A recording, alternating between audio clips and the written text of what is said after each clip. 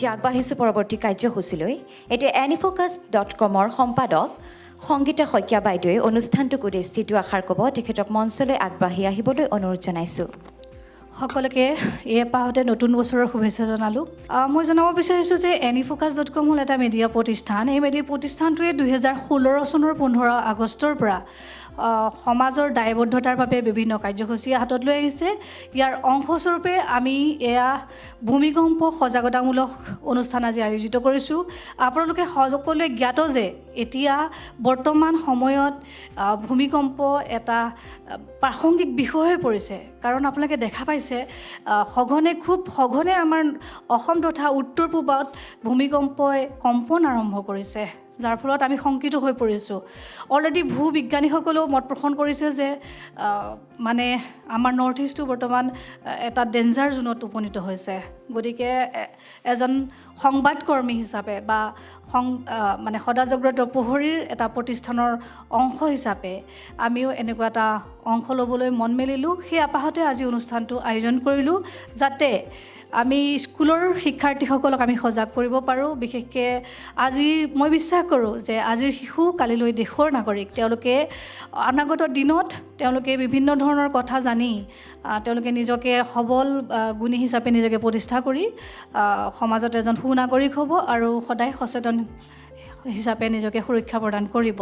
এতিয়া আগবাঢ়িছোঁ পৰৱৰ্তী কাৰ্যসূচীলৈ। পৰৱৰ্তী কাৰ্যসূচীত আছে পেনেল ডিছকাশ্যন, আৰু পেনেল ডিছকাশ্যনত অংশগ্ৰহণ কৰিব আৰ্থকুইক ডিভিজনৰ গাইকুনগাম ৰংমেশ্বাৰ ছাৰক মঞ্চলৈ আহি আসন গ্ৰহণ কৰিবলৈ অনুৰোধ জনাইছোঁ। আৰু লগতে অংশগ্ৰহণ কৰিব ইউনিচেফৰ আনন্দ কানু ছাৰকো মঞ্চলৈ আহিবলৈ অনুৰোধ জনাইছোঁ। I would like to request to come on stage and take their seat. Thank you.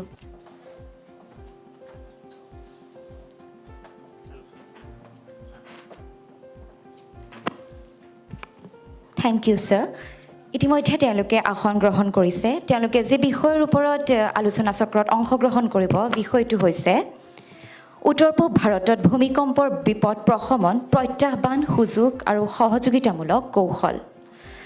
Mitigating seismic risk in Northeast India, challenges, opportunities and collaborative strategies. Thank you. At this moment, I would like to thank Northeast Focus for having me here. And I'm representing the Geological Survey of India, Ministry of Mines, Government of India, and I'm serving as the Director, Earthquake Geology of the Northeastern Region, Shillong, and posted to Shillong. And it's a pleasure and joy to be here to interact with the students, especially was expecting a bit more than this number, but anyway, I think, and my friend Ian Data Sub, and my SDMA, no?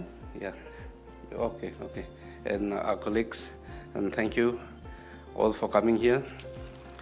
As we all know that the topic for this panel discussion is mitigation of seismic risks in Northeast India, challenges, opportunities, and the collaborative strategies.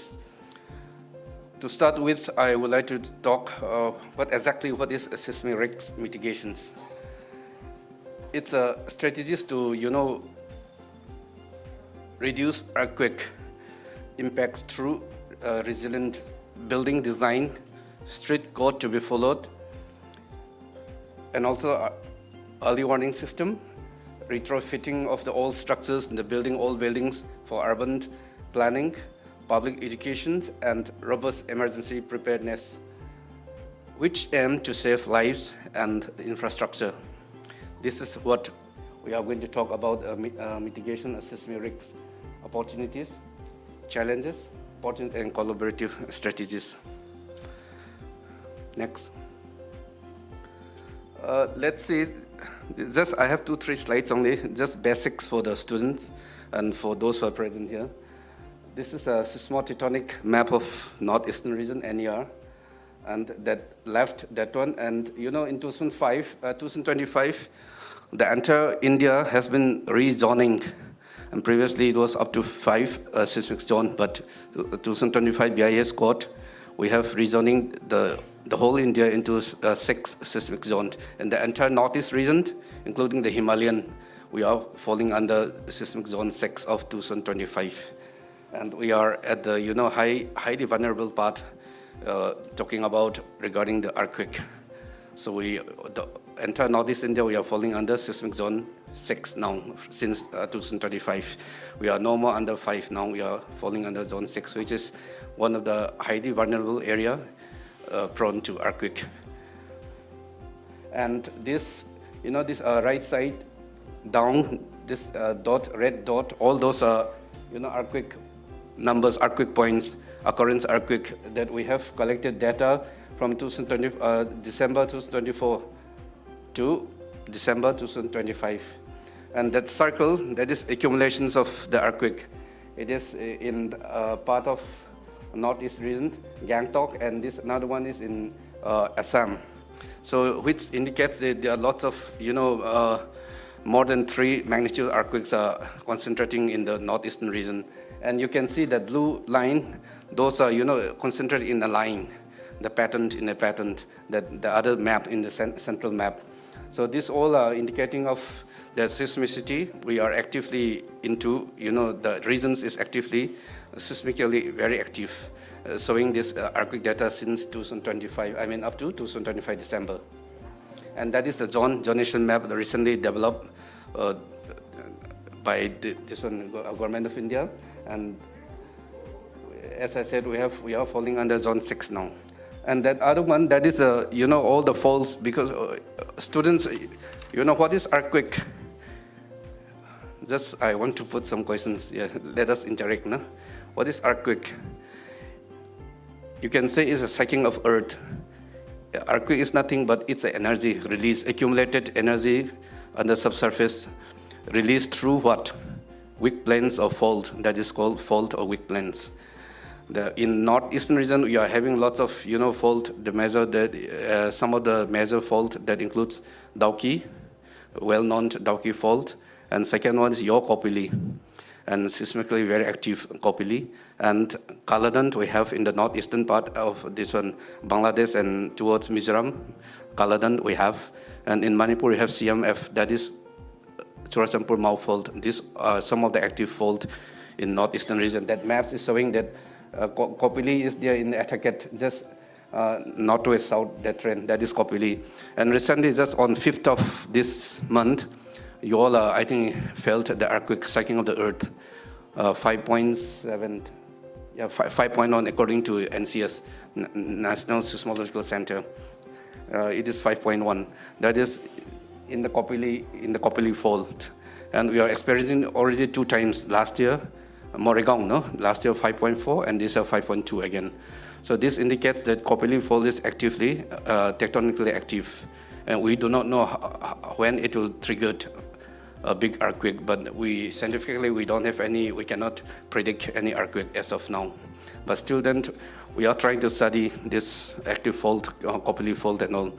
And so we'll come to that. And these are some of the lineaments, the major lineaments that we are, the energy releasing in terms of seismicity in our country. And what is earthquake? I would say it is a, heart attack of the earth. Earthquake is also just like heart attack. You cannot predict heart attacks, how it comes, when it comes, nobody knows. But earthquake also same as with that heart attack. Suddenly it releases energy, accumulated energy on the subsurface, and it released through fault and weak plains. We can also say earthquake is a heart attack of the earth. It's a synonym in process, heart attack precursor. There are long-term, short-term of this earthquake. And we can say long-term precursor could be seismically active, that is the very active zone. And second, abnormally very high, systolic and diastolic blood pressure, that is medium-term precursor strength accumulation, that is, the energy accumulate on the subsurface. And C could be severe chest pain, synonyms with the heart attack. Third could be severe chest pain, that is short-term precursor, is a rupture initiation. And for shock. Okay, so I'll put it, earthquake, this one is a kind of heart attack of the earth system. Yeah, these are some of the effects, just going back to the history, effects of earthquake through time in Northeast India. You can see 1950, 8.6, that is some earthquake, and that all those pictures, liquefaction, and that some earthquake, how it affects the surface. Those days, you just imagine now we have lots of RCC structures, 6 stories, 12, more than 10 stories, even in Guwahati. But those days, there is no RCC structures, only bamboo hut of some type. But still then all those are collapsed. You just imagine if, by God's sake, we should not be stuck, but if earthquake of this magnitude happened at this time, what will happen, you can just imagine. Those days, we just have bamboo structures, but still then it collapsed to the ground. And the Shillong earthquake, magnitude 1897, magnitude 8.2, Shillong earthquake. That is how the hills were, go seismic landslides due to this shaking of the earthquake. And also 1869, magnitude 7.8, that is Culture earthquake. This epicenter in Culture, but effects is in the Shillong. Sometimes it happens, earthquake, not exactly in the epicenter. The damage could be a little bit far from the epicenter area. The reason could be geology, the rock type lithology, and the energy release of energy. And 2021, very recent, this is Sonitpur earthquake.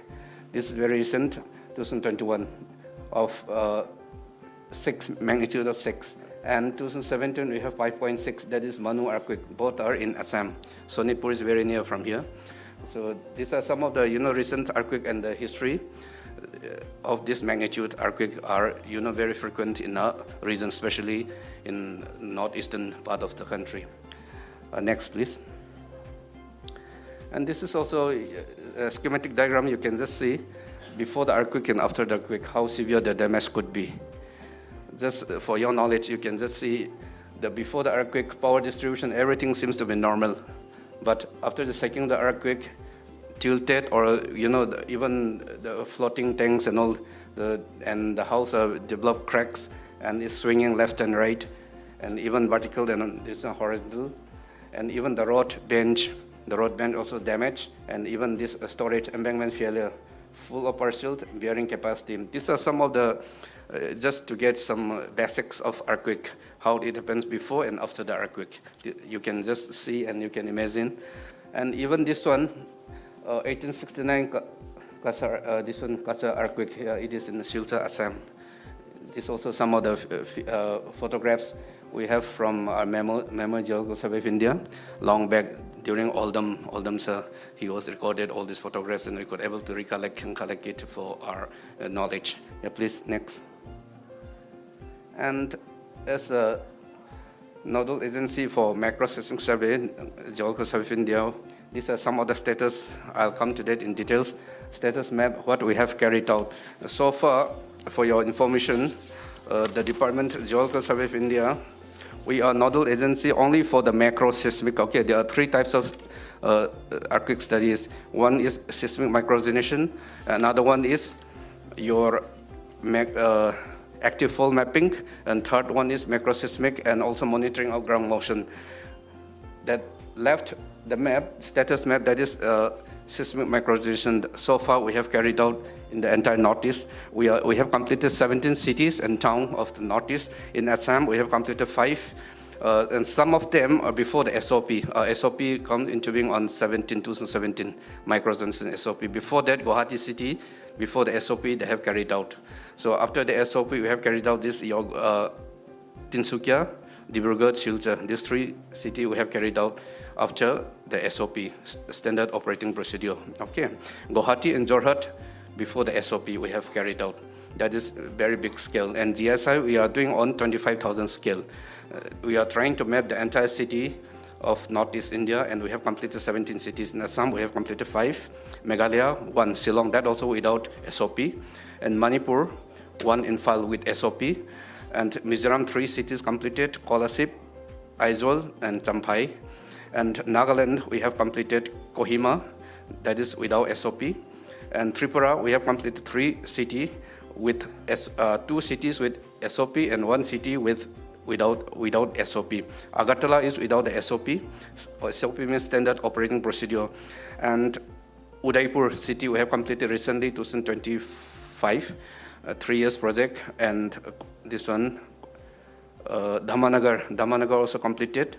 And in Arunachal, we have completed 2, Pasighat and Itanagar, and Sikkim, Gangtok. So totally, so far, we have completed 17 cities and towns of Northeast India, Northeastern region for seismic microresonance studies carried out by Geological Survey of India on 1:25,000 scale.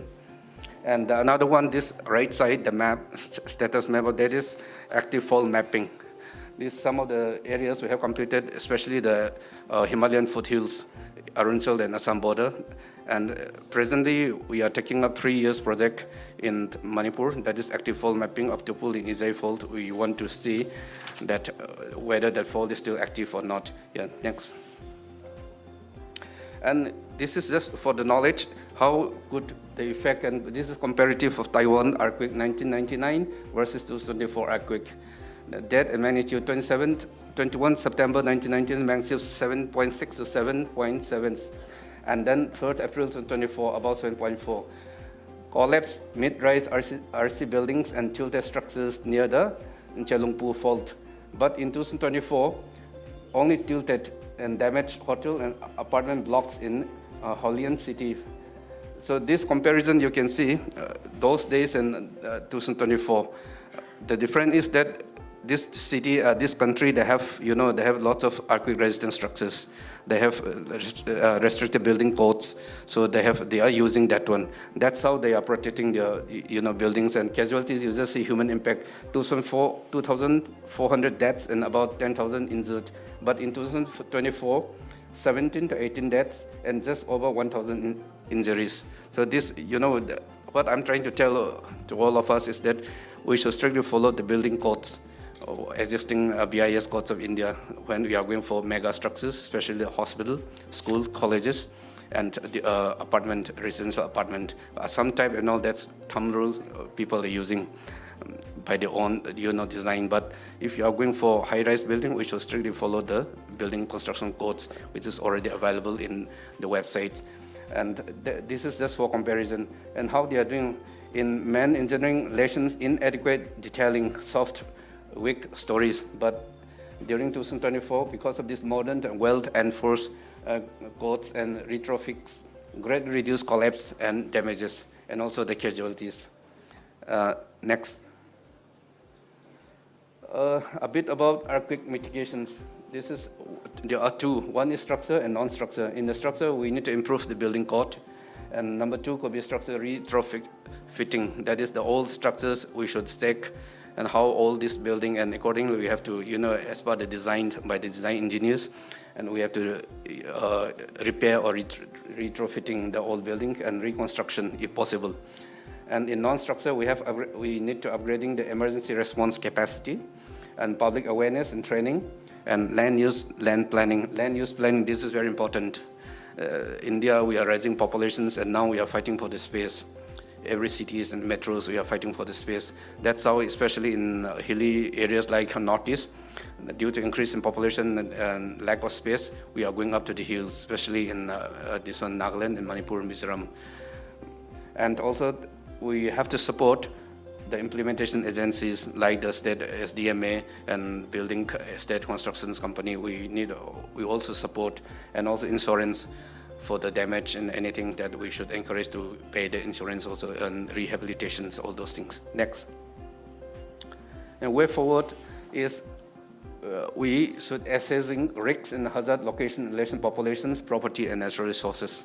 And integrating data means we should have integrated studies from other departments, not only the State Department, but central agencies. That's how we should share this data. And recommending preventive and mitigating solutions, determining how and where scarce resources should be assigned, and prioritizing search and secure tasks, identifying staging location. That is, during the earthquake and after the earthquake, we should be ready. Rescue operations, we should identify the space where the vehicle movement, ambulance can easily reach. All those things we should ready in hands. And important incident management needs, and also assessing short and long-term recovery operations. These are some of the way forward. So we should, this is non-scientific, of course, but we should, as a different society, we should be aware during the earthquake, after the earthquake, what to do. Well, we need space for rescue operations to reach the ambulance and all. And next, yeah, for your information, these are some of the codes that you can just see, and you can implement. It's up to the, what to say, a public. These are some of the codes that you can use and you can go for it. And mitigations, challenges, let me talk a little bit about the challenges that what we are facing, especially in Northeast. Some of the challenges could be, we are falling under seismically active zone 6 as of 2025. And one of the challenges could be, high seismic hazard and also the geology, that means the rock type in terms of, since I'm from geology background. One of the challenges that we are facing could be we are falling under actively seismic zone and the geology and the formations, how our northeastern regions are lying and falling into what geological conditions, rock type. That the region falls within active tectonic framework located at the tri-junction. The northeastern states, we are located within the tri-junction 3 plates. Let me tell you, what are those plates? 3 plates, tectonic plates. That is, one is the Eurasian plate, and the other one is the Burma plate, and of course the third one is Indian plate. And these 3 plates, we are located at the tri-junction of these 3 plates. And Indian plates moving towards and subduct inside the Eurasian plates towards north direction, and Indian plate also moving eastwards, and we are going below the Burmese plates. So these 3 tri-junction plates we are located. That's how we are facing lots of, earthquake. And instrumentally we can, as a human, if you are walking and all, will not be able to, you will not be able to felt the shaking of the earth if it is below 4 magnitude of earthquake. But in instrumentation, we can measure 3 below 4 and all those magnitudes. That's how there are lots of, in the first maps I have shown you, there are lots of earthquakes are happening in the northeastern region. The reason being could be we are falling under seismic tectonically active. These are some of the challenges, one of the challenges. And the 3 plates, we are at the tri-junction of 3 plates. Yes, second could be the lithology, soft sediment, especially you can see the Brahmaputra floodplains area. These soft sediments also during earthquake, it can, increase the, amplify the seismic waves, increasing the risks of damage and loss of lives, especially the Brahmaputra plains, and also the soil liquefactions. And also hilly terrain and inaccessibility terrain makes the implementation of standard building practices. These are the challenges, geology and including the seismically active and geology. Due to we are settled in the hilly areas, especially the Manipur, Nagaland, Mizoram and Sikkim, Arunachal Pradesh. Of course, Assam, we are part of valley and some part, the periphery is hills. But these 3-4 states are in the hilly areas. So that's, that's make it difficult for people to go for all these standards, to follow completely 100% standards. That also the challenges. And urbanizations and structure vulnerability. The rapid unplanned urban growth has resulted in high density of buildings, often use substandard materials. This is also some of the challenges we are facing. Increase in populations, we need space, we need to expand our living, urbanizations. And at the same time, in the process, we are not using the standard materials that BIS codes tell us to do, but many times we are using our own thumb rules. That's the challenges that we are trying to, minimize, but still then we cannot control each and everyone to go and tell, okay, don't use this material, they use this material. So this also one of the challenges, and increase in populations. And many private buildings are constructed by, local mansions without proper civil engineering, rely on the thumb rule, as I said before. And also the cost of retrofitting existing building is a significant financial, is a burden to the owner. If something happened and if we ask the owner to go for retrofitting, and due to financial constraints, they are not able to, they are not able to retrofit. This also the challenges. And third challenges could be policy gaps and enforcement. While we have already the codes of all these BIS codes, but sometimes there are big gaps between the enforcement agency and the policy makers. Government wants to introduce this type of design as per the BIS codes, but as I said, due to constraints of financial, especially to the owner, we are not able to implement all those codes. These are some of the policy gaps between the policy makers and the enforcement agencies. Not only that, we also have the challenge of integrating disaster risk reduction into mainstream urban planning and developmental projects is still inadequate. Somehow we could able to manage the building codes in somehow, but still that is not adequate, still inadequate. We still need to follow strictly the building codes, the challenge that we are facing. And fourth and final could be socio-economic factors. Number one could be poverty and lack of widespread literacy contribute to lower resilience and limited public awareness. And I'm happy that most of them are students today. So you are the future leaders, so you need to educate yourself. This is not only about science. It is about our perceptions, our thinking process that we should be able to capture, and we should implement it. And insufficient financial human resources often limit the scope of disaster management activities and capacity building programs. These are some of the challenges that we are facing in our northeastern regions. Socio-economic factor, this is one of the factors that we are facing, the challenges. And opportunities and collaborative strategies. Here, there are lots of opportunities in terms of seismic, as we already discussed here, that we have lots of seismic activity. In one way, it is very risky, but in one way for those research scholars, we still have lots of work to do in terms of seismic studies in northeastern region. That is, we need to find it out what are those fault lines, active fault, what are those major fault, and we need to identify it, and we should go for research oriented. That's some of the still lots of work to be done. And as I said before, that we cannot predict earthquake. Till today, there is no any methods to predict. And in that collaborative strategies, we have signed an MOU on 2025 last year, 10th of November, along with the Central Groundwater Board and NCS and GSI, my department. 3 departments we have signed on 10th of November 2025 for these collaborative strategies. That first time in India we are going to start the predictions model. Especially we are taking this Kopili fault and Kaladant, and another one is Dauki. So in the first year we are going to start with the Kopili. There are lots of opportunities and for collaborative studies. Only GSI, only ASDMA, and only the research scholars, they cannot do alone. But if we combine, all the knowledge sharing, if we impart our own knowledge, bring together, you and I alone cannot do, but together we can, we can make a safe place for better living, and we can at least minimize the damages, as I have said, examples of Taiwan earthquake 1999 and 2024, the huge gap, the loss of lives and damages. That's how, if we can come together, we can do lots of work, and there are still lots of scopes and opportunities in terms of seismic studies, especially for the research scholars, and also for any department, concerned department like GSI and ASDMA and all the states, SDMAs in northeastern region. That projects could be 5 years. Initially, we are going to start, so we are going to put some piezometric from the water rising level. We are going to see how exactly it happening subsurface. This Kopili fault. That's how we are going to start the projects, and for 5 years. That's how strategies we can do lots of collaborative strategies. One of the strategies could be that we are going to take up that a kind of prediction modeling for earthquake in future.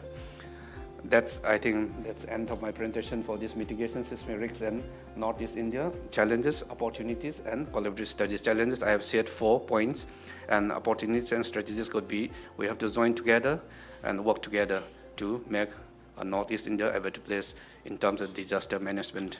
Thank you so much.